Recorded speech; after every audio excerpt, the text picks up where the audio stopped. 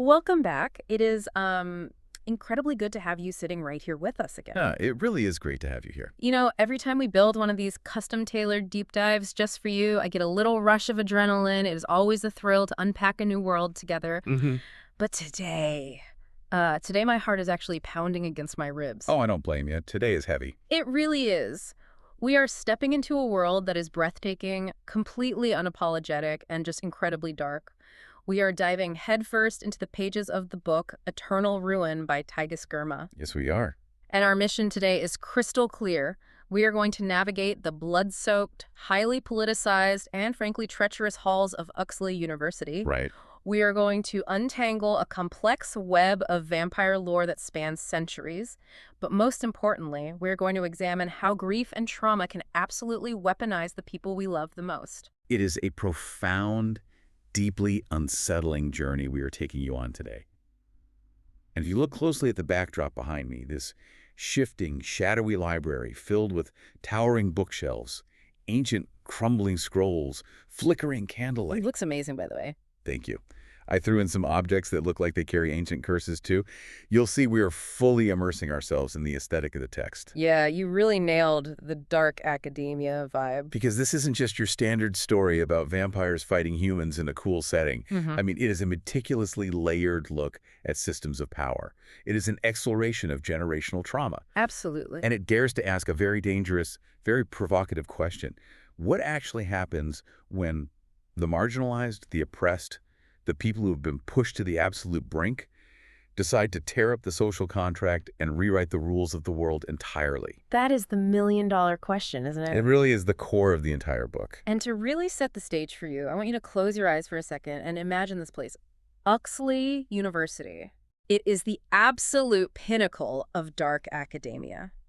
Picture a sprawling, Gothic campus hidden away high in these freezing mountains.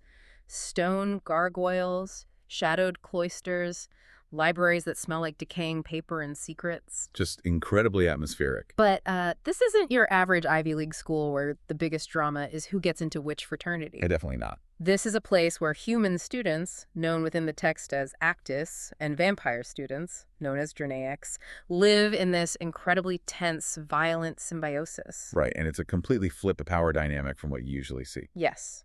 The humans are essentially the ruling class within these university walls. They are bound by strict, ancient laws, and the vampires are legally and magically bound to them. Which creates a fascinating sociological pressure cooker. Yeah. I mean, we've all had nightmare college roommates. Oh, Right? don't even get me started. The ones who leave dirty dishes in the sink or, play loud music at 3 in the morning.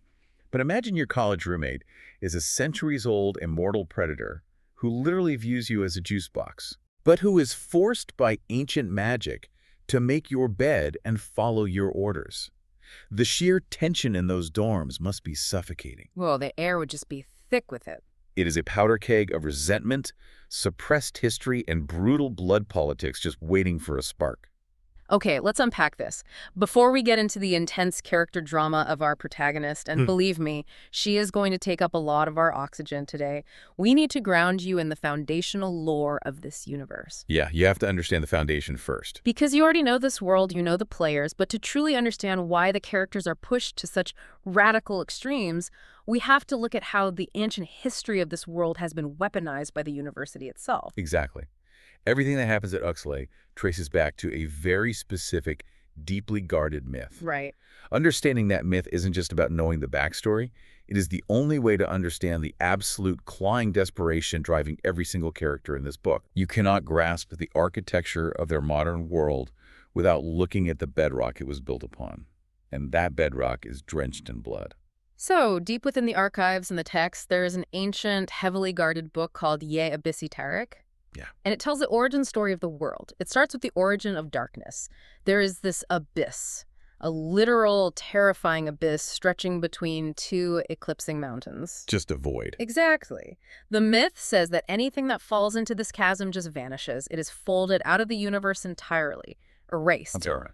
But one night, during a total eclipse, something defied the laws of nature. Something came out of the abyss. Right. The first of his kind. Yes. a man emerged. They called him Varos the Night Lion, the first vampire.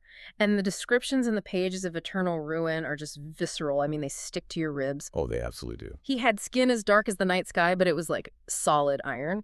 The text says weapons literally couldn't pierce it. Swords would just shatter against him. Wow. And his hair was the blinding, burning white of stars.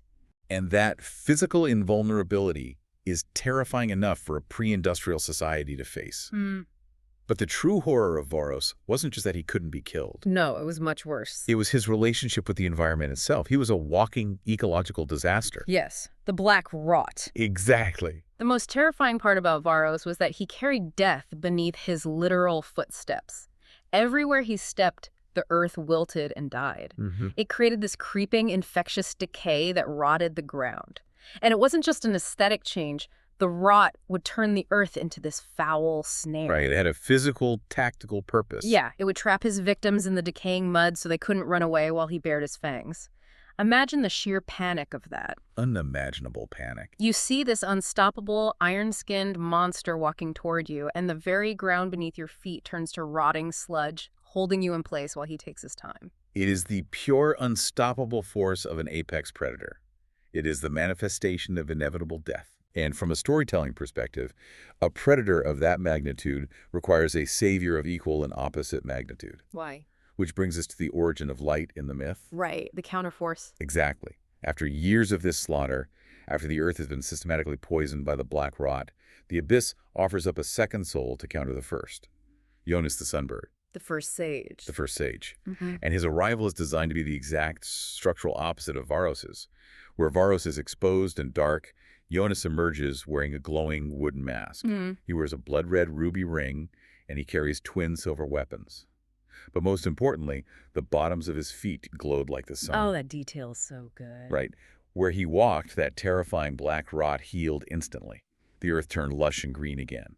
He was salvation personified, stepping out of the void to clean up the nightmare Varos had unleashed. And these two forces, the first vampire and the first sage, represent the ultimate cosmic clash of this universe. They set the entire board for the rest of history. But here is the thing that really caught my attention when digging through the text. The sage didn't just fight the vampires and kill them. He didn't just eradicate the threat. No, he did something much more complex. He chained them. He imposed rules on their very existence. He fundamentally altered their biology and their place in the world. What's fascinating here is how those chains, which the text formally calls the three binds, function as ultimate systems of control. Yeah. If we look at this through a sociological lens, the sages didn't just defeat the vampires, they institutionalized their humiliation. Wow, that is a great way to put it. Institutionalized humiliation. They subjugated them biologically and socially, ensuring they would be a permanent underclass. Let's break down those three binds placed on all Dranaics, because they dictate the entire political structure of Uxlay. Right, so bind number 1 is all about food control. The most primal need. Exactly. Vampires can only feed on 80 specific acti-human families. That's it. Just 80. They cannot just go out into the world and hunt anyone they want. Their food source is strictly regulated, monopolized, and gatekept by these specific, elite human bloodlines.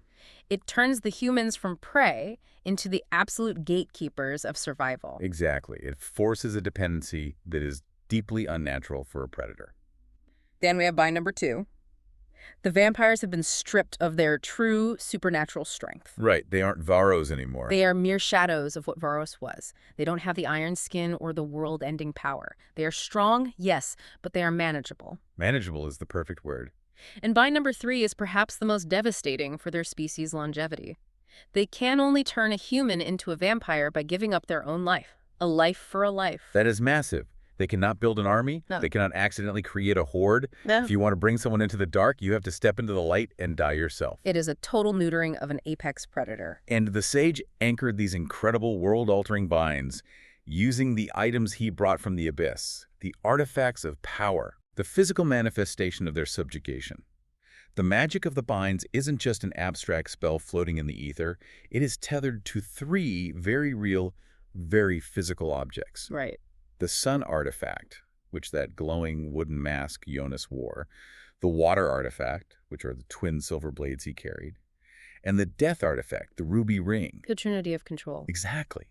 As long as those artifacts exist intact in the world, the binds hold.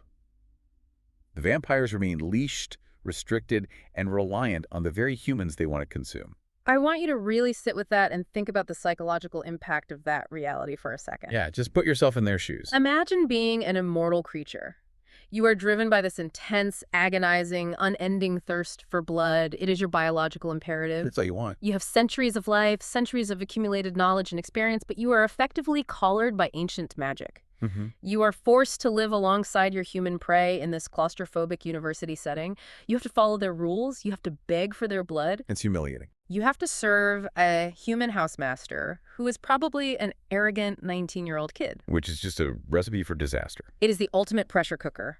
It naturally breeds a profound, venomous resentment that simmers right beneath the surface of every single interaction. I'd argue it goes even deeper than resentment. It breeds a cultural psychosis. Oh, definitely. When your entire existence is defined by a leash you didn't ask for, your entire culture becomes about either breaking that leash or finding ways to subvert the person holding it. Yeah. And that simmering rage is the explosive fuel that drives the rebellion we see tearing Uxlay apart in eternal ruin. But it also demands we look at the other side of the leash, the human side, the actus. Because holding that leash isn't easy. Not at all. Enforcing those binds, keeping these immortal predators subservient, requires a massive psychological toll on the humans as well.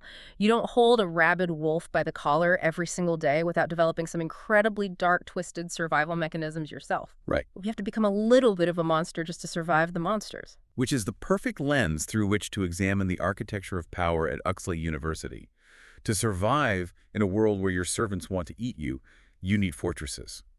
And in Uxlay, those fortresses are the houses. And this brings us to our incredible, fierce, and deeply traumatized protagonist, 19-year-old Kidan Adane. Kidan is such a phenomenal character. She really is. Kidan is the heiress of a Dane house. And we need to clarify what a house is in this universe, because in Uxlay, a house isn't just a building made of bricks and mortar. No, it's so much more than that. It's almost a living, breathing entity. It has a pulse. The text describes a Dane house as literally reacting to Kidan's emotional state. It's incredible magic. It's almost parasitic in how it connects to her. When Kidan is drowning in grief and she carries oceans of it, the house responds. The floorboards literally ice over. The air grows freezing cold. The house glows with the shimmering, eerie blue sadness, and it actually projects nightmarish visions of the people she's lost into the hallways. It acts as an external nervous system for the housemaster, a physical manifestation of her internal psychological state. But it goes the other way, too. When she is furious, when that grief metastasizes into rage, the house amplifies it. Oh yeah, it gets dangerous. Fire literally licks across her feet as she walks. The walls ignite with crackling energy. It feeds on her marrow to project her power. It's a huge liability, though. Exactly. Here is the catch. To survive Uxlay, to keep the vampires in line, an acti cannot afford to be ruled by their emotions. Right. If your house is projecting your vulnerabilities for every immortal predator to see, you are a walking target. They must master their emotions and, by extension, master their house. And that desperation for mastery leads us to the central ideological battleground of the text, the conflict between Dranacti and Azaracti. The two philosophies. These are the two competing philosophies of survival. Dranacti is the officially sanctioned university philosophy. It is what Dean Ferris and the institution preach. The complete line. Exactly. It teaches a form of acceptable, almost bureaucratic symbiosis. It openly acknowledges the hierarchy, humans are on top, vampires are serving below, but it emphasizes a kind of mutual survival. Right. It says, yes, the rules are restrictive, but they keep us all alive. Maintain the balance. Do not push the Dranaics too far, and they will not slaughter you. But Kidan is pushed way past the point of balance. She is 19 years old, and she feels entirely powerless. Completely isolated. Her parents were brutally murdered in a targeted attack. Her sister, June, who was her anchor, has seemingly abandoned her. She is constantly under physical and psychological threat. The balance has completely failed her. The balance of Dranacti hasn't protected her. It has only left her isolated and grieving. So she goes digging in the darkest corners of the library, looking for something that will give her an edge. And she finds something terrifying. She finds a forbidden dark text. It doesn't even have a title on the spine. It's just a book bound in dark leather, and inside it preaches a philosophy called Azaracti. And the core tenet is chilling. Submission and control. Master the house, master all. And here is where we peer into the absolute darkest corners of control. Azaracti is a terrifying psychological framework. We actually learn later in the pages of Eternal Ruin that this philosophy was secretly authored by Lucidio. Right. And Lucidio is actually Varos, the first vampire himself, operating under a different name. Wait, let's pause on that. That blew my mind when I read it. The first vampire wrote the book on how humans should control vampires. Why would he do that? It is the ultimate act of psychological warfare. It's brilliant, honestly. He wrote it as an antithesis to Dranacti, specifically to corrupt the human actus from the inside out. He knew that if humans tried to practice Azaracti, they would lose their humanity in the process. Wow. Azaracti teaches that a human is already dead if they do not utterly, ruthlessly dominate their vampire. It demands absolute subjugation. There is no mutual survival. There is only the master and the slave. Just a complete flattening of empathy. Exactly. And to achieve this, it teaches a technique called house locking. House locking.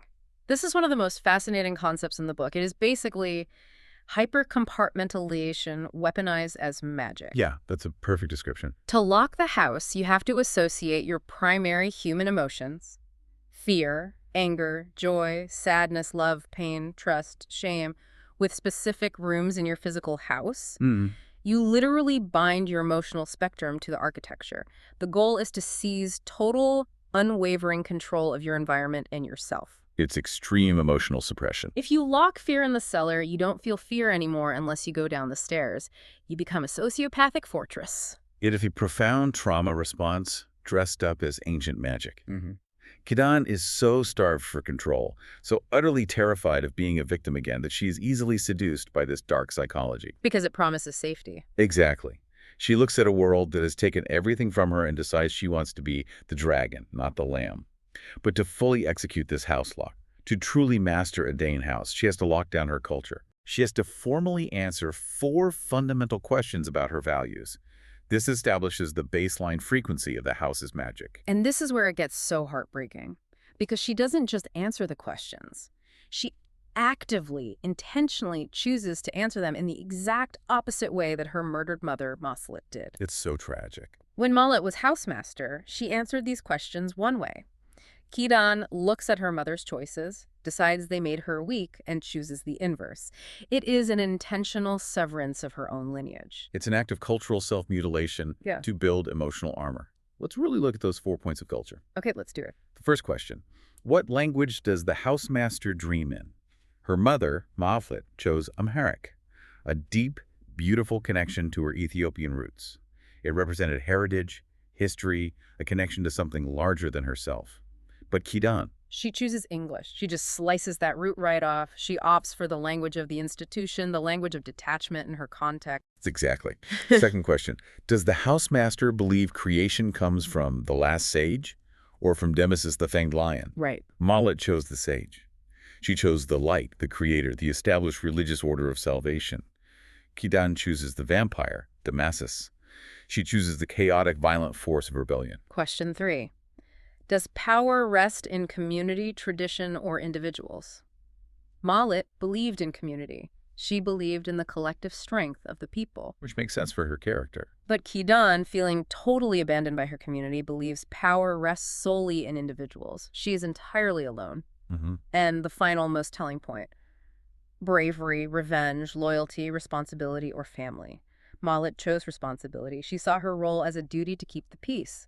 Kidan chooses revenge. It's devastating when you lay it all out like that. She is systematically erasing her mother's influence from her own soul just to gain the raw power of the house. She believes her mother's responsibility and community ties are what got her killed. So she becomes the antithesis. But here is the truly macabre part. To truly verify her mother's answers, to know her mother's mind fully so she can perfectly oppose it, Kidan has to look into the past. Oh, boy. And she uses a practice so deeply taboo, so horrifying, that it is strictly outlawed at Uxlay. Yes, and we have to talk about resurption. Just the word sends a shiver down my spine. It's a rough scene. The text defines this as a gruesome necromantic practice of using a dead master's bones to read their memories. It is not a gentle seance. You literally have to take the physical bones of the deceased, boiling them or burning them in a ritual to forcibly cross the gate between the living and the dead. Yeah. You are cracking open their remains to consume their secrets. If we connect this to the bigger picture of trauma and powerlessness, you have to ask yourself a deeply uncomfortable question. How desperate, how profoundly alienated and broken must a 19-year-old girl be to violate the remains of her own murdered mother? To boil her mother's finger bones. Exactly. She is literally consuming her ancestors' trauma just to find a shred of truth in a world built on lies. It underscores how utterly alone Kidan feels in this system. She cannot trust the living, so she must violate the dead. She is clawing for any leverage she can find, no matter how dirty it makes her hands. Because the vampires she's dealing with, they aren't just angry students, they are ancient. They are immensely powerful, and their history is a tangled web of tragedy, guilt, and vengeance that threatens to strangle her if she doesn't get the upper hand. It's a very dangerous game she's playing. Which leads us perfectly into the two vampires most intimately bound to Kidan's life and survival, Susenyos and Samson. The weight of the past and eternal ruin is suffocating. It dictates every present action. Right? Let's begin with Susenyos Sagad, who Kidan often just refers to as Yos. His character is a masterclass in contradiction. He really is. He is an ancient vampire. He's actually a former emperor from centuries ago, a man who used to rule vast human kingdoms. His dynamic with Kidan is incredibly complex. Very talk. It's toxic, it's fiery, it's fraught with the tension of master and servant, yet he is fiercely, violently protective of her. But he is currently walking an impossibly dangerous tightrope. Yeah, because Susenyos has a massive secret. In the previous semester, through a series of chaotic events, he actually lost his immortality while inside Kidan's house. Which is a huge vulnerability. Exactly. So he is walking around the stone halls of Uxlay, projecting this aura of an invincible, ancient, Draconic predator, but inside the walls of Adane house. He is mortal. He's fragile. He bleeds, he feels pain, a stray knife could kill him permanently. And he is desperate to find the artifacts of power, but not just to regain his invulnerability or break the binds for his own freedom. He wants them to save his people, the Nefrasi. Which brings us to the core of his trauma. Susenyos was an emperor, but he is defined by his ultimate failure to his court. Right. Decades ago, his people, the Nefrasi, were captured and subjected to unspeakable torture by that monstrous first vampire, Lucidio. The same guy who wrote Azaracti. Exactly. Susenyos fled his kingdom to desperately search for the artifacts to save them. But he failed. He was too late. He fully believes his people burned to death in a horrific historical event called the Great Sander Fire. Wow. The survivor's guilt he carries is monumental. It is a crushing weight that dictates his every move. Guilt is really the defining emotion for both Susenyos and his counterpart, his former best friend, Samson. Yeah, they mirror each other in that way. To understand the absolute chasm between these two ancient vampires, we have to look at the inciting trauma that broke them both centuries ago. We have to talk about the return of the Black Rot. It is the pivotal flashback of the entire text. We are transported back centuries to when Susenyos was still a human prince, long before he was an emperor or a vampire. Okay, set the scene. He is walking in the forest with his betrothed, a woman named Tala, and his best friend, Samson. It is a moment of peace. And then suddenly, the ancient curse of the first vampire, the Black Rot, miraculously appears in the forest. It infects the ground, turning it into that decaying, paralyzing sludge we talked about earlier. And it strikes Tala. The imagery in this scene is absolutely heartbreaking. You can almost see it perfectly in your mind's eye. Tala falls. Her beautiful skin begins webbing with these sickening black veins as the rot takes hold. It's a horrific way to die. Her eyes turn completely white. She is dying in agony. And in that crucial split-second moment, Susenyos the prince, the future emperor, the man groomed to lead and protect, freezes. He panics. He is paralyzed by absolute primal cowardice. He knows the rot is contagious and deadly, and his self-preservation instinct overrides his love. He runs away. He leaves her to die. It is a deeply human, deeply shameful reaction. But the contrast is what makes it so devastating. Because Samson doesn't hesitate for a microsecond. No, he doesn't. He sees the woman his best friend loves dying in a pool of infectious rot, and he runs straight into the decay. He literally throws himself into the Black Rot. Oh, it's so intense. He lets the supernatural decay burn the flesh entirely off his hands and knees just so he can reach her. He holds Tala as she dies in agony. He holds her while Susenyos runs. It is the ultimate fracture between two brothers. Susenyos' cowardice versus Samson's raw, agonizing devotion.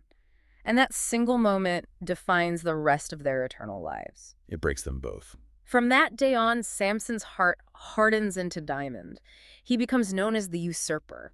He transforms into this ruthless, terrifying villain. He literally has a metal arm grafted onto his body to replace the flesh he burned away trying to save Tala. Just a physical reminder of what he lost. And in the present day at Uxlay, Samson is currently in possession of the water artifact, the silver blades. And his motivation is terrifyingly simple, which is what makes him so dangerous. He doesn't care about vampire politics. He doesn't care about the binds or the hierarchy of Uxlay. He has a one-track mind. He wants to break the binds solely to access the unfettered, world-altering power of the sage to resurrect Tala. That is his singular goal. Yeah. And his backup plan is even worse. If he can't have her back, he wants to plunge the entire world into darkness. He wants every single person on Earth to feel the absolute suffocating agony he has felt for centuries. It is grief weaponized to an apocalyptic scale. And Susenyos' reaction to that day in the forest is equally tragic, just in a different way. The guilt of abandoning Tala, of watching his best friend burn while he ran, completely broke his spirit. It ruined him. He felt so profoundly weak, so utterly pathetic, that years later, when a vampire army eventually came to conquer his kingdom, he didn't fight them as a human. No, he surrendered. He actively sought out a vampire named Erin and begged her to turn him. He willingly chose the curse of immortality. He chose the eternal agonizing thirst for blood just so he would never be weak again. He surrendered his humanity so he could be physically strong enough to fight the monsters. This is a brilliant use of the vampire trope by Tigist Girma. In so much of pop culture, vampires are portrayed as these wise, evolved, sophisticated immortals who have seen the span of history and gained incredible perspective. Like they've got it all figured out. Right. But in Eternal Ruin, vampirism acts as a literal emotional stasis. Susenyos and Samson have lived for centuries. They've seen empires rise and fall to dust. Yet, psychologically, they are completely trapped in the exact moment Tala died in that forest. Wow. Immortality didn't give them perspective. It just fossilized their grief. They are essentially traumatized teenagers stuck in indestructible adult bodies, armed with centuries of resentment. Precisely. They are frozen in time, fighting a bloody shadow war over a girl who died hundreds of years ago, and they are willing to tear the modern world and Uxlay University apart to settle that ancient debt. Yeah. They're incapable of moving on because their bodies are physically incapable of change. Okay, here's where it gets really interesting, because the entire plot hinges on breaking these artifacts, right? Right. Samson has the silver blades. He has the water artifact. He has the supernatural strength of an ancient vampire. He has access to fire, magic, brute force. All the power in the world. And as we dig into the text, we find out that he has spent centuries trying to destroy these blades to break the bind, and he can't. He literally cannot break them. The artifact seems entirely, fundamentally indestructible. Which is a horrifying realization that throws all of their plotting, all of their centuries of bloodshed, into absolute chaos. A huge wrench in the gears. If the artifacts cannot be mechanically broken, if you can't just melt them down or smash them with a hammer, then the binds are permanent. The vampires are leashed forever. All the death, all the manipulation at Uxlay is for nothing. It is a terrifying existential dead end. And when desperate people hit a dead end, they don't give up.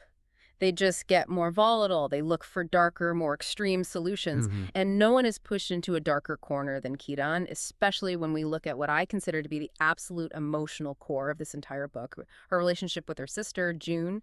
It's so tough to read. This is where the story shifts from a political thriller to a devastating family tragedy. The sibling dynamic is incredibly potent because for all the ancient vampires and magical artifacts, the heart of Eternal Ruin is about two sisters trying to survive a system designed to crush them. Kidan and June. Kidan has spent her entire life protecting her younger sister.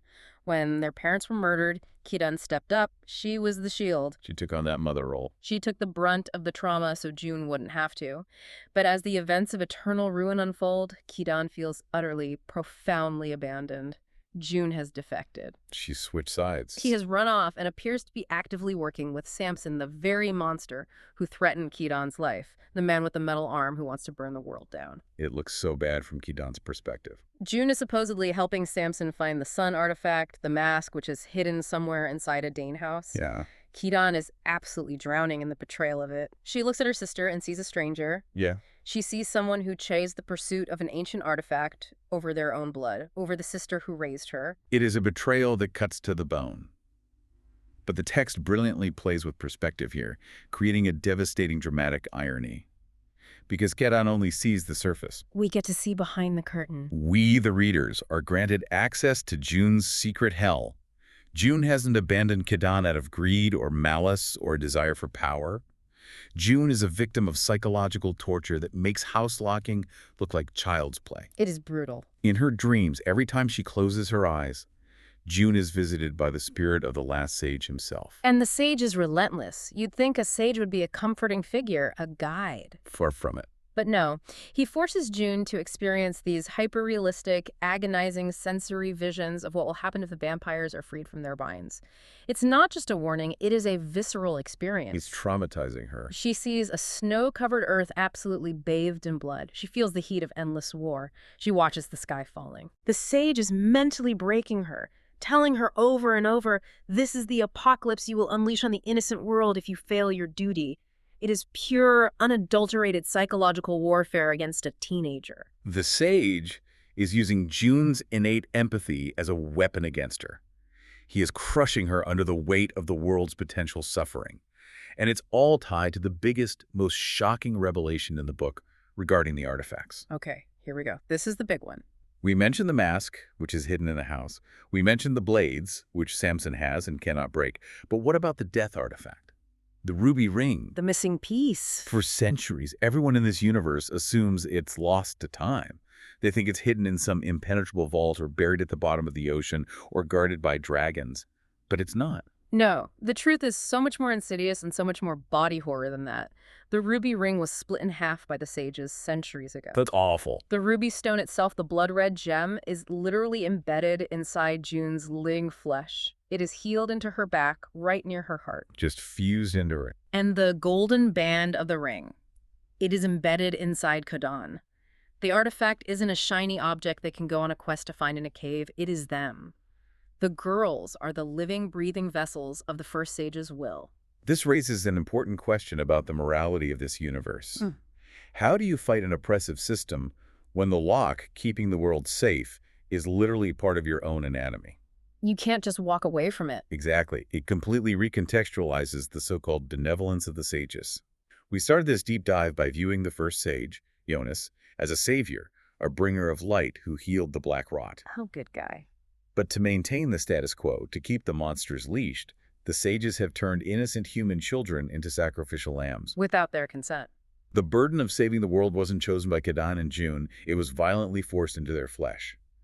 The sages aren't necessarily the good guys, they're just architects of a different kind of cruelty. And once you, as the reader, know that truth, you look back at June's actions and realize her betrayal isn't a betrayal at all. It is a desperate, hyper-traumatized trauma response. She's just trying to survive. June knows the truth.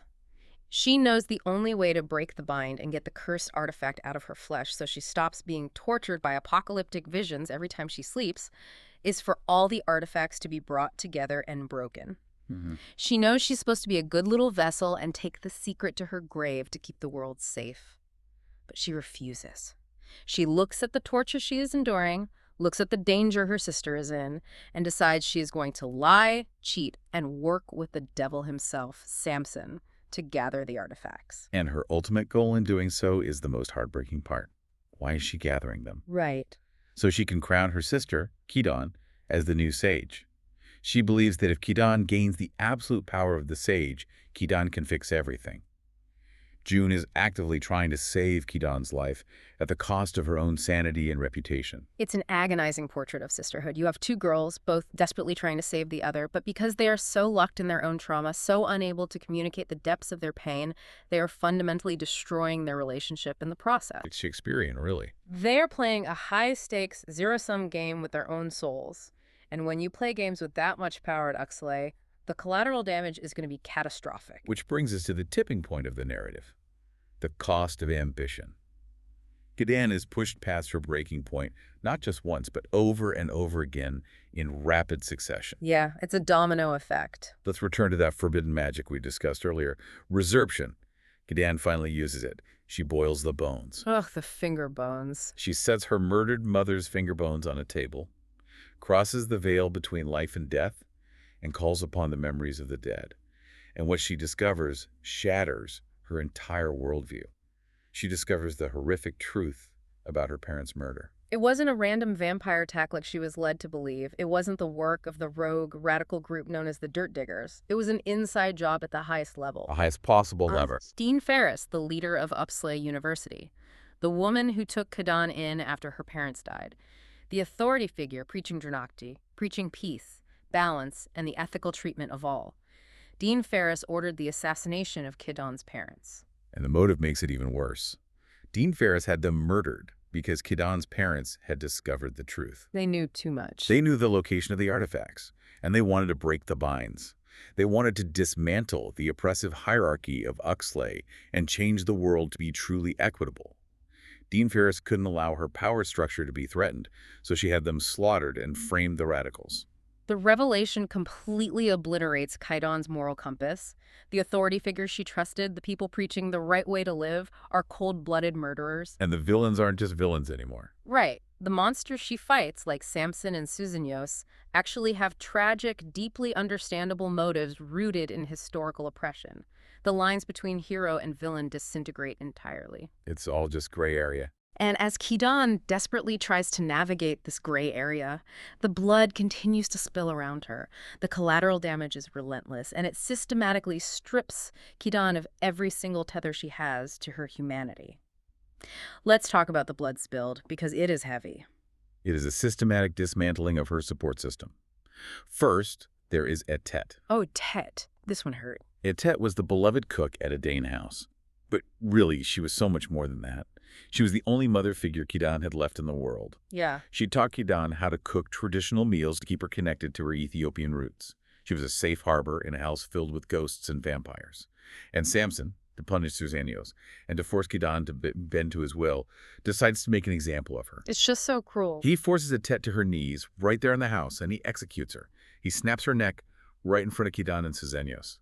It is brutal, intimate, and horrifying. It's the severing of Kidan's last tie to innocent, unconditional love. Etet wasn't playing the Game of Thrones. She just wanted to feed people, and she died for it. Oh. And the tragedy doesn't stop there. We have to talk about Yusuf. Yusuf is one of Kidan's best friends at the university. His father has been locked away in Drosford prison for years under the university's oppressive laws. Desperate to free him, Yusuf gets involved with the Dirt Diggers, that rogue revolutionary group. They orchestrate a massive bombing at Grand Andromeda Hall. A huge escalation. It's meant to be a distraction so they can break into the prison, but it goes horribly, fatally wrong. Yeah. The structural dome of the hall collapses, and Yusuf is caught underneath it. He is crushed beneath the rubble. He dies, choking on his own blood, looking at Kidan, apologizing to her for failing. Another innocent life, another friend, lost to the blind pursuit of power and revenge. And then we reach what I believe is the most haunting, ethically complex tragedy of the entire book, the fate of GK. This one is just chilling. GK was a gentle monk, a Montzabeah. His entire religious and personal philosophy was built on protecting life above all else. He was a pacifist in a world of killers. In the previous semester, he was unjustly killed. And Kidan, drowning in her grief, unable to handle losing another person, made a horrific, selfish choice. She used forbidden magic and vampire blood to resurrect him. She played God. She brought him back, but he didn't come back as a monk. She turned the most peaceful human in the world into a ravenous, immortal vampire. A total violation of his soul. But GK's soul, his core belief that killing is an abomination, remained intact.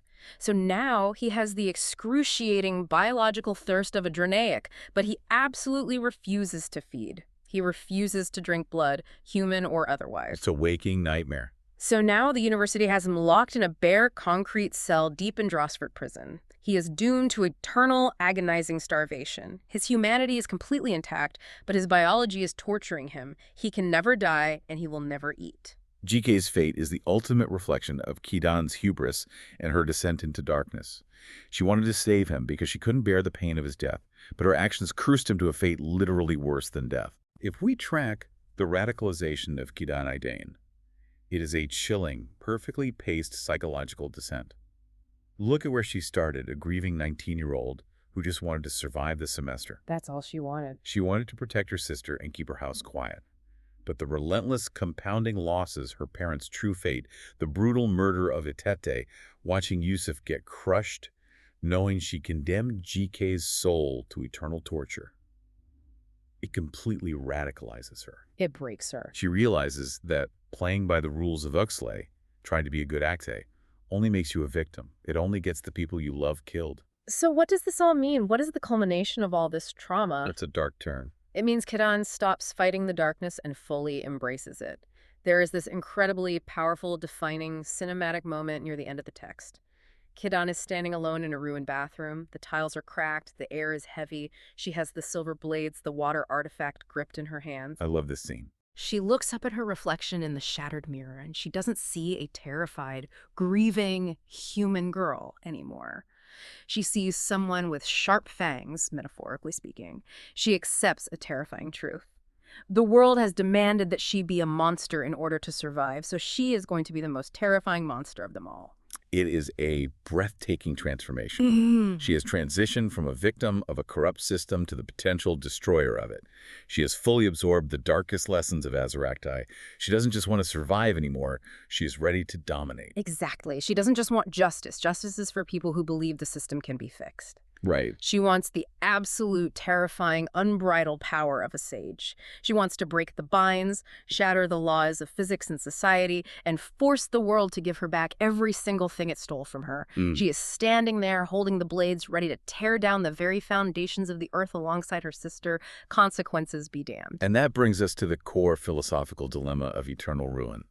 It asks the reader to look in the mirror along with Kidan. It really does. It's so easy to sit back and judge her actions from the outside, to say she went too far, that she became a villain. But the text forces you to ask yourself, Yeah. if you were handed the power to shatter the laws of reality, if you could resurrect the people you love, if you could permanently stop the endless, grinding cycle of being a victim, would you do it? I think about that a lot. If you had the power to save your family, but it meant unleashing immortal, bloodthirsty monsters upon the rest of the world, would you burn the world down to keep your loved ones warm? A tough question. It is a terrifying question because I don't think any of us know the answer until we are holding the match. And I will leave you with one final haunting idea to mull over. Something we haven't explicitly debated today, but a thread that weaves silently through the final pages of the text. Oh, I'm ready. We have assumed all along that breaking the artifacts is a mechanical act of destruction.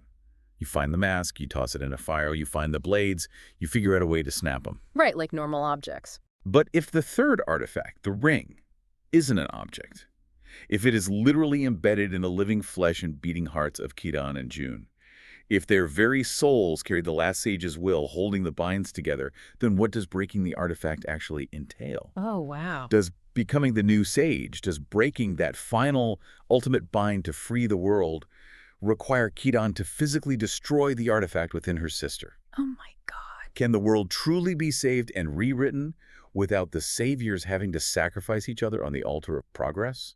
It is a devastating paradox. It really is a paradox that leaves you absolutely breathless staring at the ceiling at 2 a.m. Absolutely. Thank you so much for joining us on this deep dive into the pages of Eternal Ruin. It is a heavy, gorgeous, brutal text, and we loved unpacking it with you. Keep questioning the stories you were told, keep looking for the hidden truths in the dark corners, and we will talk to you next time.